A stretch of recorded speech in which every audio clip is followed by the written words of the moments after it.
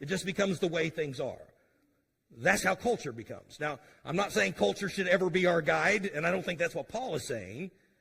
But the question comes in, is Paul saying that by nature or by birth, by creation, men were created to have short hair? Here's my conundrum with that.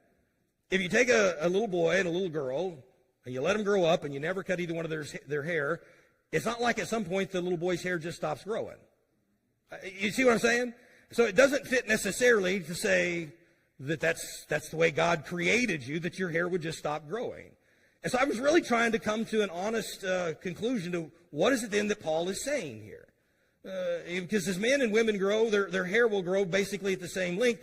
Now, I did read this, and I'm not sure this is what Paul is saying either, that at some point that men often start losing their hair, and that's obviously the case on staff, with me as the exception.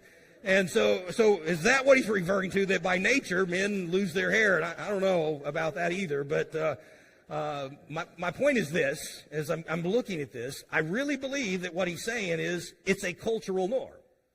Somehow throughout culture, men typically had short hair, just like men used to wear a hat and men used to wear suits and ties. That was what defined them. And the glory of a woman was her long hair, is what he says in verse 15. Now, if a woman's long hair is her glory, then why does Paul say she needed to cover her head if that's her glory? Well, partly, again, because of what took place in culture. Again, remember, in their culture, if a woman let down her hair, let it fall to her shoulders, it was usually for one reason. It was to send a message about being available to other men. It was also a way of flaunting her beauty, drawing undue attention to herself. You follow kind of how, now, today we don't typically look at it that way, but in their culture, that was a big deal.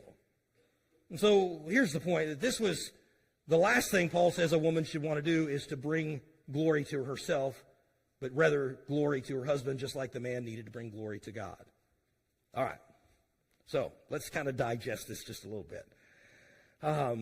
It's obvious, again, that much of what Paul is addressing is based on what they were dealing with in Corinth, and what Corinth and their culture perceived to be right or wrong. Here's what I know. Whatever conclusion we come to personally here is, I know this. You and I as Christians are to live our lives above reproach.